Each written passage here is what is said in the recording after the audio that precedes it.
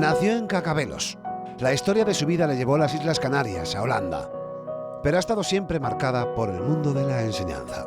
Su mirada ha visto pasar miles de estudiantes. Hoy charlamos de la vida con Juan José Raimóndez Mourelo. Gracias por atendernos. De nada, encantado. Juan José Raimóndez Mourelo, berciano de pura cepa, de Cacabelos, sí.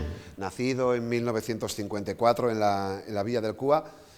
¿Cómo recuerda esa infancia en esa España de posguerra, en esa España franquista? ¿Qué le viene a la memoria como niño? A ver, pues puede sonar atópico, pero yo soy de esos niños que dicen que tuvo una infancia absolutamente feliz. Dicho esto, un maestro me rasgó la oreja tirándome de ella porque era muy gamberro y tal, pero en Cacabelos los niños hacíamos la vida en la calle. Estábamos siempre, en cuanto salíamos de la escuela, nos juntábamos todos. Había una cosa que se llamaban las guerras, que significaba que un barrio contra otro se peleaban, no corría la sangre, alguna vez podía correr si una piedra tropezaba con una cabeza y tal. Luego recuerdo básicamente los carnavales. Curiosamente, de mayor me enteré que los carnavales habían estado prohibidos durante muchos años, pero no sé por qué en Cacabelos esa prohibición no existía. Yo recuerdo los carnavales desde que tengo uso de razón, además era muy carnavalero. Las fiestas de Navidad y los Reyes, sobre todo para los niños, consistían en andar corriendo por todo el pueblo con los juguetes que te habían regalado, jugando en la plaza, y la verdad es que lo recuerdo como muy feliz.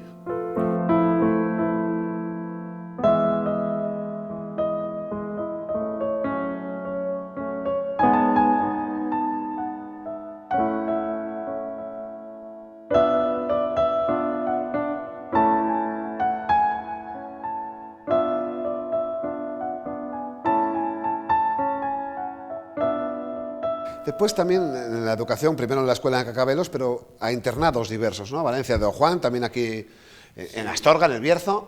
Sí, bueno, a ver, en principio en aquella época solo existía el Instituto Gil y Carrasco, que fue donde hice el ingreso, por libre. Me había preparado un maestro de Cacabelos que se llamaba don Marcelino. Y mi madre no me dejó venir al instituto porque en el camino entre el autobús y el instituto, en la calle del Cristo, había unos futbolines y unos billares, y dijo que ni hablar, yo iba a ir al instituto pasando por ahí, y me metieron interno en los Agustinos, en Valencia de Don Juan. También lo recuerdo como una etapa feliz, muy buena. Considero que me enderezaron un poquito, y quizás gracias a ellos, pues luego he tenido la carrera profesional que he tenido. Cuarto lo hice en Astorga, en el Instituto de la Muralla. Te puedo contar una anécdota muy buena. Estaba en el Leopoldo Panero, yo paraba en el Leopoldo Panero, en el colegio menor, y era el único de todo el colegio que podía salir libremente por las tardes. Porque yo en los curas había estudiado inglés, y en ese instituto solo se daba francés. Para hacer inglés había que ir al instituto que quedaba donde el Palacio del Obispo. Y yo me lo monté para que todas las tardes tenía clase de inglés, cosa que no era cierta, pero coló. Y salía todas las tardes y era muy libre paseando por Astorga durante las tardes. Bueno, pero esos periodos de estudio y también de exigencia para un adolescente le vienen bien porque después, de repente magisterio fue una vocación también. De repente quisiste hacer magisterio. No. No, yo en realidad quería hacer medicina. ¿Medicina? Sí, pero económicamente mis padres no podían pagarme la carrera de medicina. Y la solución fue que tenía un tío en La Coruña con el cual podía quedarme, pagándole un módico precio por la manutención y tal, y estudié magisterio en La Coruña.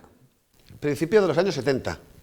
Sí, en el curso 70-71 comencé, y el plan del 67, que fue el que yo hice, exigía un año de prácticas. El tercer curso era algo de estudio y sobre todo prácticas. Todas las mañanas estábamos de prácticas.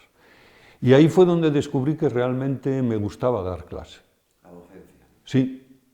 Tuve suerte, El primer día que entré a hacer prácticas, el profesor que estaba allí, que me iba a actuar de tutor, me dijo que le quedaban 20 días para jubilarse. Me dijo, mira, vete explicando esto que estoy explicando, y se marchó y no volvió en toda la mañana. Con lo cual yo me quedé allí con los chavales. Y bueno, le debió gustar cómo lo hacía porque decidió que, bueno, pasaba de vez en cuando por allí a ver lo que hacía yo, pero me dejó desde el primer momento el aula a mi cargo.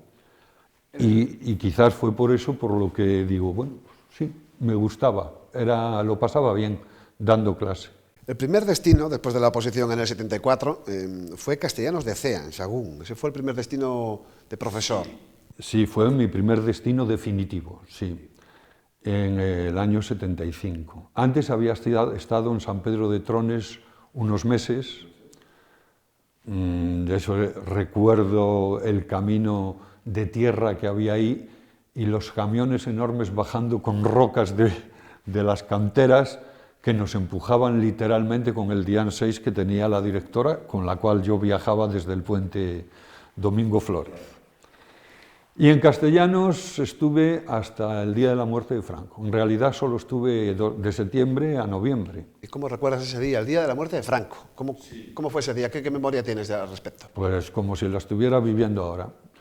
Me monté en el coche porque yo vivía en una casona del siglo XVII con el alcalde y 2 hermanos, eran 3 solterones, y era el único sitio donde cuando llegué, allí no había pensión ni había nada. Entonces me quedé en casa de ellos, muy buena gente a los que recuerdo con cariño. Y el día que murió Franco, resulta que yo tenía que llevarlo a Santa María del Cea, que era el municipio. Porque curiosamente el maestro obligatoriamente actuaba de secretario local del movimiento. Y la explicación que me dio era muy lógica, dice, es que eres el que mejor escribe de todos los de por aquí. Y entonces dije, bueno, al montar en el coche ya oí la música clásica, le dije, se ha muerto Franco, es imposible, no puede ser, se ha muerto Franco. Yo llegué delante del ayuntamiento, él se bajó del coche, y yo con la misma tiré para León, ni firmé actas, ni fui a ningún acto, ni nada, y me quedé en León durante unos días. Me cerraron esa escuela, porque te dije antes que yo estudiaba inglés, mira, todo guarda relación. Todo guarda relación, fíjate. Sí, me acabo de dar cuenta ahora. Yo había estudiado inglés, no tenía ni idea de francés, y en la escuela esa se daba francés, como en la mayoría de las escuelas. Entonces yo fui a inspección, lo expliqué y me dijeron, pues si quieres la cerramos. Yo tenía 9 alumnos, la maestra 11, ella daba a las niñas, yo los niños. La cerraron y ese curso, desde noviembre hasta junio, me quedé en León, en el Colegio Cervantes. Y también me lo pasé muy bien. ¿Aún estuviste después todavía en Quilós? Sí, estuve en Quilós un curso hasta que me volvían a dar de la definitiva. Y después, vaya periplo, casi una década a las Islas Canarias en plena transición. Sí, me fui para allá en el 77. ¿Cómo eran las Canarias? ¿Cómo era aquel momento de transición también en esa España de una hora antes, ¿no? Pues mira, yo me bajé del avión en La Laguna, recién casado, yo me casé en julio y viajé para allí en septiembre. Me miré con mi mujer y nos dijimos, se han equivocado, porque había una niebla que no se veía absolutamente nada, y yo no tenía idea de que en Canarias, la información que yo tenía de Canarias, pues era sol, playas, cocoteros. Luego realmente no es así. Hay sol, pero también hay nieblas, hay lluvias en la parte norte. Yo estuve en La Laguna. Puedo decir que jamás me llamaron godo, siempre fui peninsular. Y eso en aquel momento, hablo de que en Canarias en ese momento actuaba el M. Payac.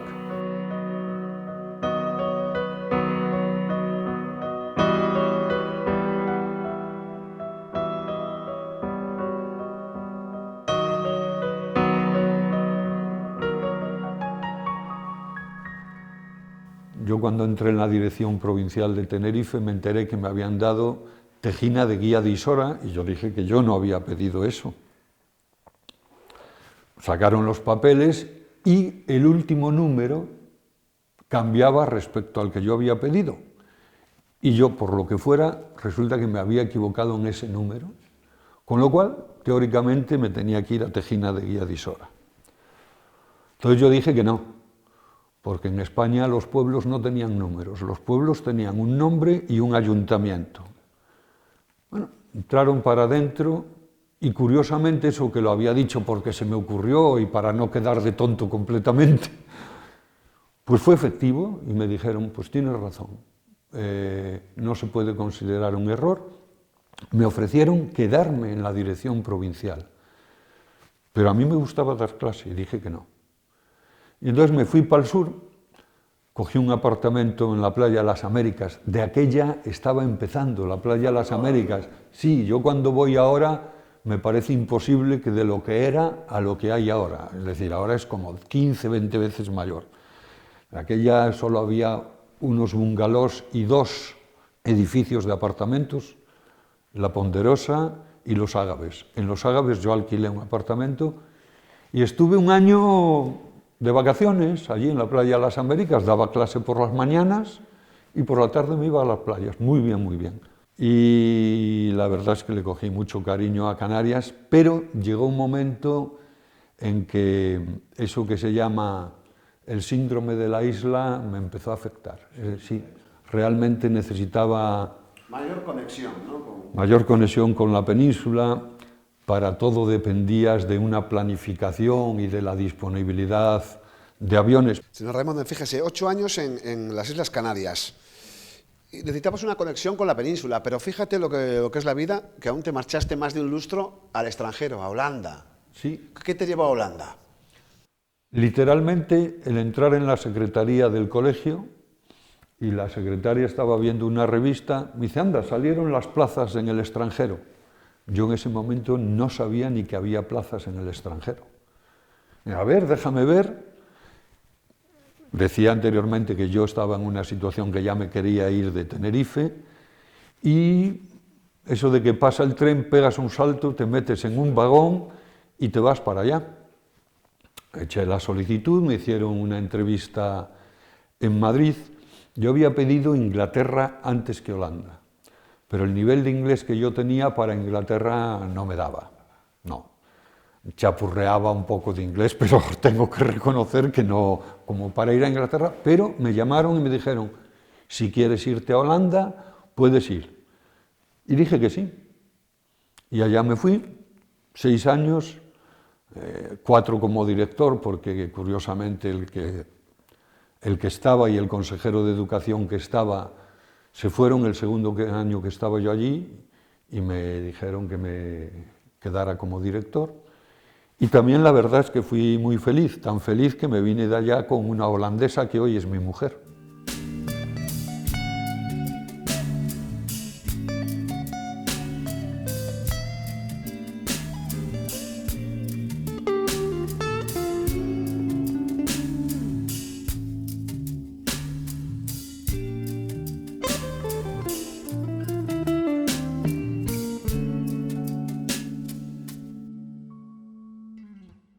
Don Juanjo, en el 91, a las puertas de la España Olímpica de Barcelona, aprobó la oposición de secundaria y estuvo en varios sitios, ¿no? Sí, estuve en Cacabelos porque el primer año también era de prácticas, es decir, no te daban la plaza en definitiva, aunque tuvieras aprobada la oposición, tenías que pasar un periodo de prácticas. A ver, para mí esas prácticas no significaban nada porque llevaba dando clase un montón de años. Estuve en Cacabelos, pero me di cuenta de que prefería no ser profesor las 24 horas. Quiero decir, estabas tomando un vino en un bar y te decían, te invitó aquel señor, que era el padre de algún alumno o alguna alumna. Yo no tenía ni idea de quién era el alumno o la alumna y poco de quién era el señor. O algún pariente que a las 11 de la noche venía por casa a explicarte un problema que su hijo o su hija había tenido en el instituto y ahí decidí que no quería dar clase en Cacabelos.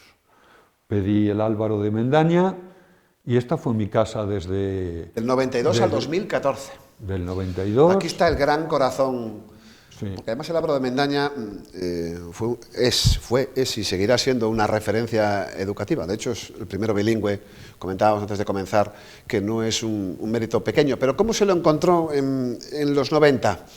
Todavía tenía una herencia, ¿no?, de la España de los 80, de ir creciendo la demografía fuerte, el boom. Mucho. Por ejemplo, cuando yo empecé aquí en el 92, había más de 1.200 alumnos. Es decir, para andar por los pasillos del Álvaro de Mendaña había que ir poco menos que apartando a la gente. Eran muchos alumnos, eran los años de los alumnos punkis, con zamarras de cuero negras, cadenas colgando por los pantalones y por tal. Y era, bueno, tenía su historia, era mucha gente. Había un cierto aire de libertad, es decir, se notaba, en el Álvaro de Mendaña yo noté que ya los jóvenes habían olvidado absolutamente ya lo que había sido, sí, la escuela que yo conocí primeramente, y eran absolutamente libres y muy capaces de autogestionarse, es como los recuerdo. Poco después, es decir, bueno, poco después, a los 8 años, en el 2000 me propusieron para director y desde el 2000 al 2014 que me jubilé, actué como director. Y ahí sí se produjeron grandes cambios en el instituto. El primero de ellos fue el que los alumnos de la ESO cambia el programa, es decir, desapareció la EGB y el BUP y comienza la ESO y el bachillerato. Y entonces yo tuve que afrontar como director el hecho de que se incorporaran por primera vez al instituto maestros que venían junto o acompañando a esos alumnos que venían desde la escuela. Aquí tuvo muchos hitos aquí. Por ejemplo, fíjese que los idiomas, francés, inglés, que se podía escapar de chaval, y el que fuese un centro de referencia en la enseñanza más allá del castellano fue un reto personal aquí. Sí, en realidad, en los años finales de los 90 abrió el Instituto de Flors del Sil. De esos 1.200 alumnos que había, prácticamente alrededor de 400 eran de Flores del Sil y de repente, en un par de años, esos alumnos lógicamente se fueron a su centro de referencia y empezó, y bajó la demografía, con lo cual nosotros empezamos a tener problemas de alumnado en el sentido de que había muchos profesores de la etapa anterior con plaza en propiedad, pero descendía el número de alumnos. En ese momento, en la Junta y concretamente la Dirección Provincial de León, quisieron fomentar los centros bilingües. Había un rechazo general de todos los centros a convertirse en bilingüe. Era otro reto, era otra cosa desconocida después de una intensa ya. Exactamente, mismo, claro. Después de la incorporación de los alumnos de ESO al instituto.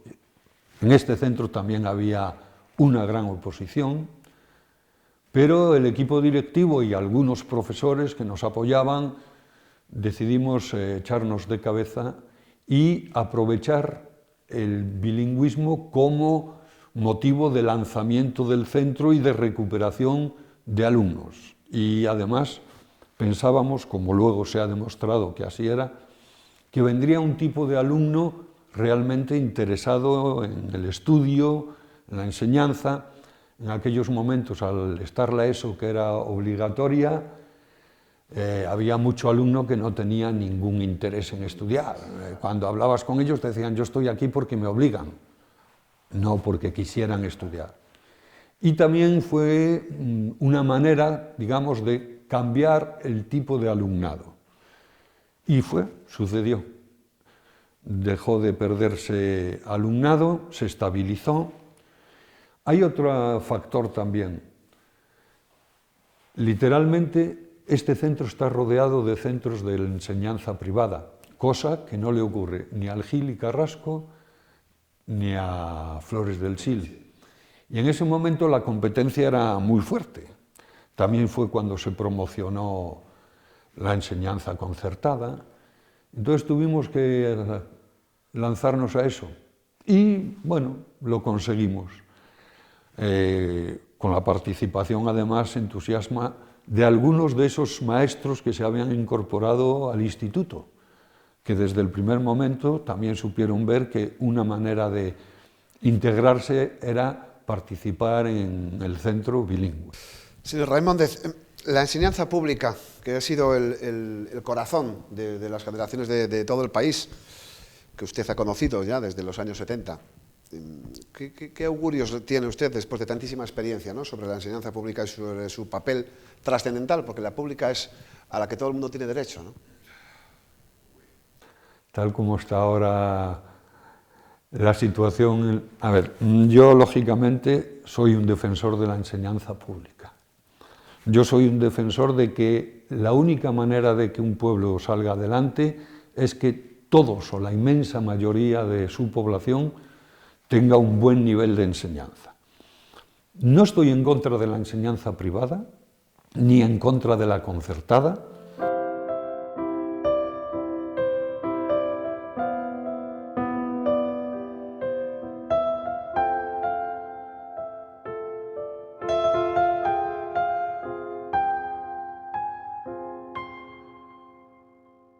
Que el nivel de la enseñanza pública que yo conocí estaba por encima del nivel de cualquier centro privado o de cualquier centro de la concertada en Ponferrada. De hecho, recibíamos muchos alumnos que no tenían el bachillerato en los colegios de la privada o la pública. Mi propio sobrino fue uno y me lo comentaba, que decía, es que aquí habéis dado cosas que nosotros no hemos dado.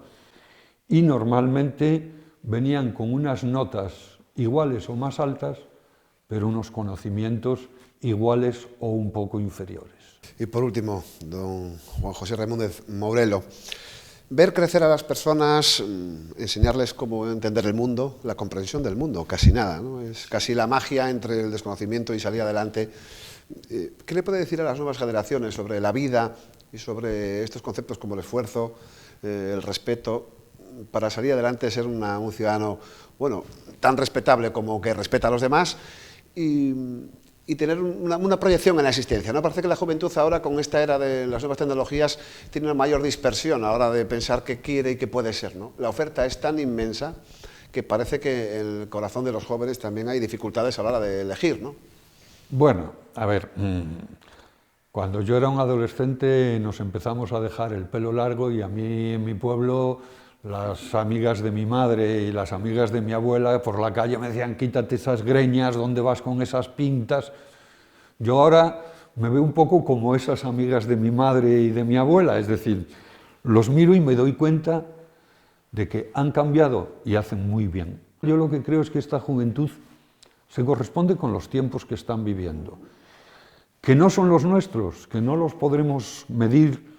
Por ejemplo, yo me quejo de que mis hijos han leído poco, que han leído mucho menos. Bueno, pero a lo mejor han leído o han mandado muchas más fotos, han mandado muchos más mensajes. Lo que cambian son los tiempos. Y yo no creo que cambien tanto las personas, sino las personas viven de acuerdo a los tiempos que les tocan vivir. Y el problema está en que no sabemos, no podemos predecir. Hay quien dice que la mitad de los trabajos dentro de 15 años todavía no existen hoy. Hemos visto cómo hay un montón de trabajos y de nuevas aficiones que no conocíamos ni imaginábamos. Entonces yo no me atrevo a decirles muchas cosas a los jóvenes más que vivan la vida, que no hagan daño a nadie, que intenten ser felices y que seguro que les va bien. Don Juan José Raimóndez Mourelo, gracias por su esfuerzo durante tantos años, reconocido también aquí en la Ocho Bierzo. Gracias a vosotros, que siempre que lo he necesitado y cuando ha sido necesario me habéis atendido bien, y esta sorpresa de que me llamarais para esta entrevista también os la agradezco.